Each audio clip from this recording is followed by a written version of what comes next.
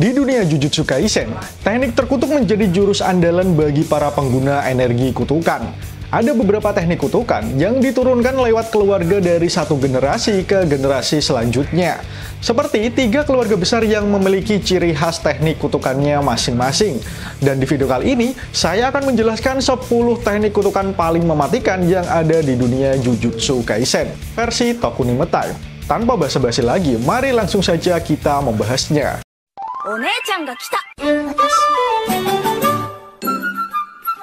10 teknik kutukan Jugai milik Masamichi Yaga. Diketahui, teknik kutukan ini merupakan teknik kutukan bawaan yang hanya dimiliki oleh Yaga. Teknik kutukan ini memungkinkan Masamichi Yaga menginjeksi energi kutukan pada boneka atau mayat ciptaannya agar bisa hidup dan bergerak sesuai perintahnya. Biasanya, boneka-boneka Masamichi sendiri dipakai untuk media latihan kontrol energi kutukan. Masamichi sendiri juga diketahui pernah membuat boneka kutukan berbasis jiwa manusia. Setiap boneka atau mayat yang telah diberikan nyawa akan memiliki kesadaran dan keunikannya masing-masing. Dengan teknik kutukannya, Masamichi Yaga juga pernah menciptakan mahakaryanya, yakni Panda.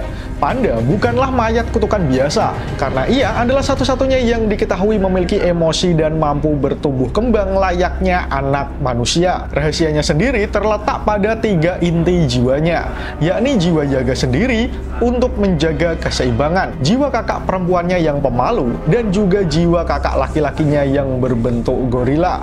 Dengan hal tersebut, membuat Panda memiliki kemampuan bertarung yang cukup baik. 9. Teknik kutukan manipulasi boneka milik Kokichimuta. Dengan teknik ini, Kokichimuta dapat mengendalikan dan membuat berbagai macam boneka. Mekamaru adalah robot boneka yang ia kendalikan dengan energi kutukannya.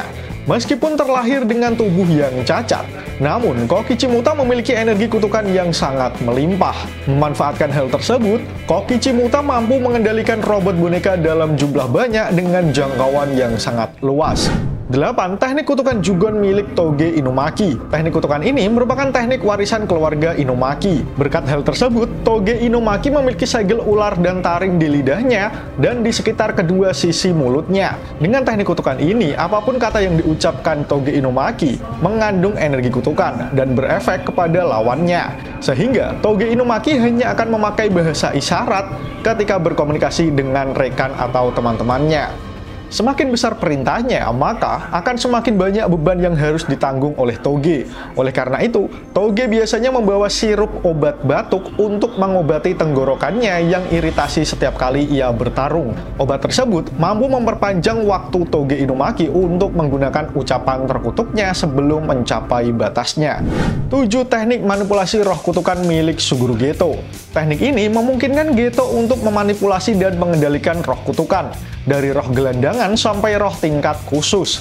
Untuk membuat roh kutukan tunduk kepadanya, Geto biasanya akan mengubah roh kutukan tersebut menjadi bola hitam dan menelannya. Dengan kemampuan ini, Geto dapat mengusir roh kutukan yang menempel pada seseorang atau memberikan roh kutukan pada seseorang. Bahkan, Geto sendiri juga dapat membuat pasukan roh kutukan untuk membantunya berperang melawan lawan-lawannya. Keenam, teknik kutukan Idol Transfiguration milik Mahito. Teknik ini membuatnya mampu untuk bermain-main dengan jiwanya sendiri atau jiwa milik orang lain. Dengan menggunakan teknik ini, dia bisa mengubah manusia menjadi monster kutukan, boneka, pedang, atau apapun yang dia inginkan. Yang dia butuhkan hanya satu sentuhan kecil untuk memegang objek yang hendak diubah. Mahito menunjukkannya berkali-kali di animenya, seperti saat ia menggunakannya kepada Junpei dan juga menggunakannya untuk diri sendiri saat melawan Kento Nanami. 5. Teknik kutukan Tenseido milik Megumi Fushiguro. Teknik ini merupakan teknik warisan dari klan terkuat yakni klan Genin. Namun tidak semua keturunan klan Genin memilikinya.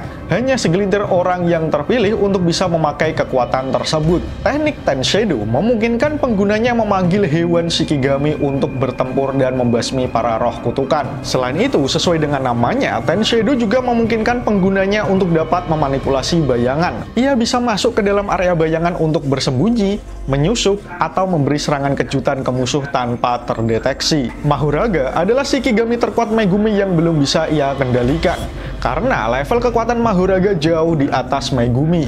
Bayangkan saja, makhluk ini mampu bangkit dan mendapatkan kekebalan baru setiap berhasil bertahan dari serangan musuhnya. Keempat, teknik kutukan Tosajuhu milik Naobito Genin.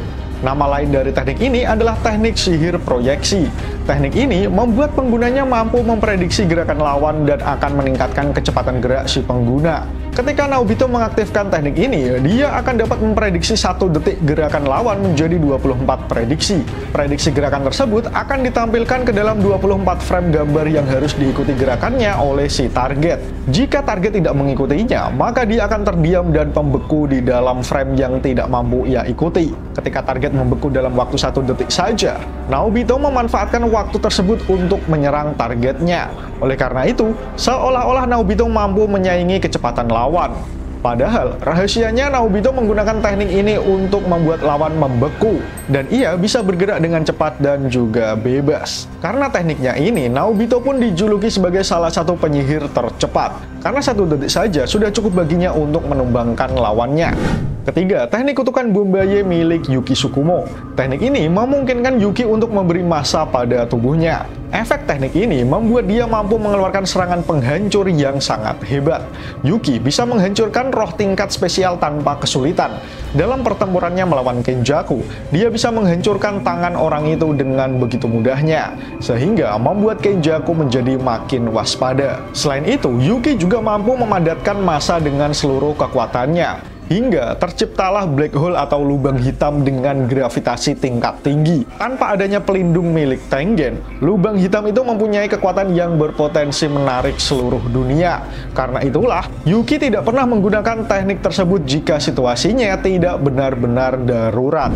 2. Teknik kutukan roh Rika milik Yuta Okotsu. Orimoto Rika dulunya adalah teman masa kecil Yuta yang tewas akibat kecelakaan. Gadis itu berubah menjadi roh pendendam akibat kutukan Yuta sendiri yang tak terima akan kematiannya.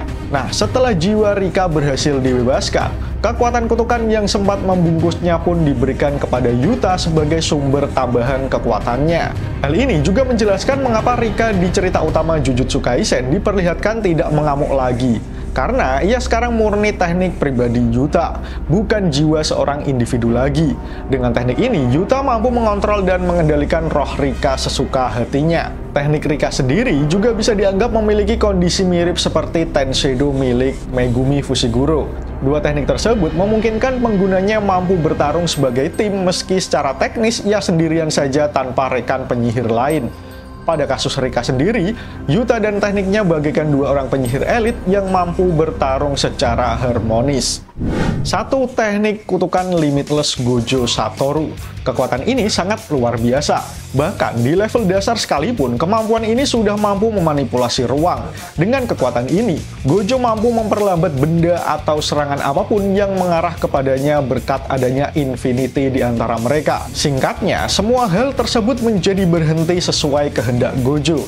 Pada intinya, Gojo akan mampu menarik, mendorong, dan menghancurkan apapun yang dia inginkan. Kekuatan tersebut dikombinasikan dengan kemampuan Sick Eyes yang dia miliki, level kutukan energi yang sangat tinggi, dan juga kemampuan lainnya seperti Domain Expansion, membuat Gojo terlahir sebagai sosok penyihir terhebat di seri Jujutsu Kaisen. Nah, itu tadi adalah 10 teknik kutukan paling mematikan di series Jujutsu Kaisen. Perlu saya ingatkan kembali bahwa ini adalah pendapat pribadi saya. Sehingga jika kalian mempunyai pandangan lain, silahkan tulis di kolom komentar di bawah. Jika kalian suka dengan video ini, jangan lupa like, komen, dan share ke sosial media kalian. Akhir kata, terima kasih sudah menonton video ini hingga akhir. Sampai jumpa di video saya selanjutnya. Dah.